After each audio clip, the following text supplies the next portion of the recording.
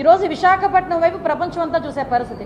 June 21న yoga international yoga డేకి గౌరవ ప్రధానమంత్రి గారు కూడా ఇక్కడికి వస్తూ ఉంటే ఈ రాష్ట్రంలో ఏదో జరుగుతోంది అని చెప్పి ఒకటి బయటికి క్రియేట్ చేయడానికి ఈరోజు అతను చేస్తున్న పరిస్థితిగా నేనైతే భావించాను. ఎందుకంటే మీకు అతని తాలూకా నైజం అలాంటిది.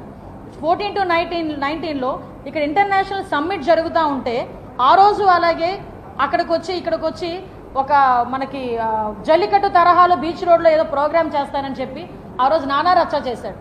మీరందరూ కూడా ఆ రోజు మీకు గుర్తుపెట్టుకోవాలి. అంటే ఇలాంటి రాష్ట్రానికి సంబంధించిన ప్రైడ్ పెరిగే కార్యక్రమాలు ఎప్పుడుంటాయో చూసుకుంటాడు. ఆ సమయంలో సందర్భం లేకుండా ఏమీ లేకుండా అతనే ఒక అవకాశాన్ని క్రియేట్ చేసుకొని జనంలోకి వెళ్ళి ఇలాంటి సిచ్యువేషన్స్ క్రియేట్ చేసే పరిస్థితి కనిపిస్తూ ఉంది. ఒకసారి మనందరం కూడా ఆలోచన చేసుకోవాలి. ఎటువంటి వ్యక్తి ఈరోజు జగన్మోహన్ రెడ్డి. ఎందుకంటే కనీసం వైసీపీ కార్యకర్త చనిపోతే కూడా క్యాన్వా యాప్ లేని నాయకుడు సంవత్సరం ముందు చనిపోయిన వ్యక్తి పరామర్శకు వెళ్తున్నాడంటే, కానీ ఆ పరామర్శలో మొత్తం మాట్లాడుతుంది వైసీపీలో ఉన్న కమ్మ వాళ్ళ మీద ఎంత ప్రేమ కురిపించాడండి ఈరోజు. నాకు అర్థం కాలే.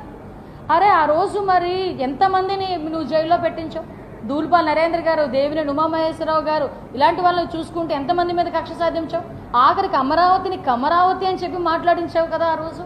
అమరావతి రాజధానికి అమరావతి అని మాట్లాడించావు కదా. ఈరోజు అవన్నీ మర్చిపోయి ఇష్టానుసారంగా గల్లా జయదేవ్ గారు, దూల్పాల్ నరేంద్ర గారు, కోడ్ల శివప్రసాద్ గారు ఆత్మహత్య చేసుకోవడం గల కారణాలు ఏంటి? ఇవన్నీ నువ్వు మర్చిపోయావేమో కానీ మేమెవరూ మర్చిపోలేదు, రాష్ట్ర ప్రజలు కూడా మర్చిపోలేదు కదా. అంటే నేనేమంటానంటే ఈరోజు ఒకటే చెప్తున్నానండి.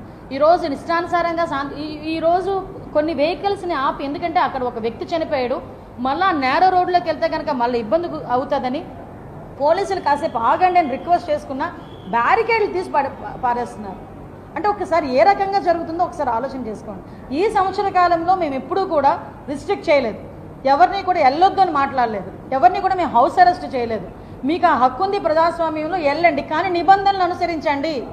నిబంధనలు అనుసరించకపోతే కనుక చట్టపరమైన చర్యలు తీసుకోవాల్సి వస్తుంది అని డిపార్ట్మెంట్ నుంచి వాళ్ళకి నోటీసులు వెళ్ళినా కూడా అవన్నీ పెడరి చెవిన పెట్టి ఈరోజు పోలీసుల విధులకు కూడా ఆటంకం కలిగిస్తూ ఈరోజు ఇద్దరు చావుకు కారణమైన జగన్మోహన్ రెడ్డిని ఏం చేయాలో ప్రజలు కూడా కొంచెం ఆలోచన చేసుకోవాల్సిందిగా మరీ కోరుకుంటున్నాం.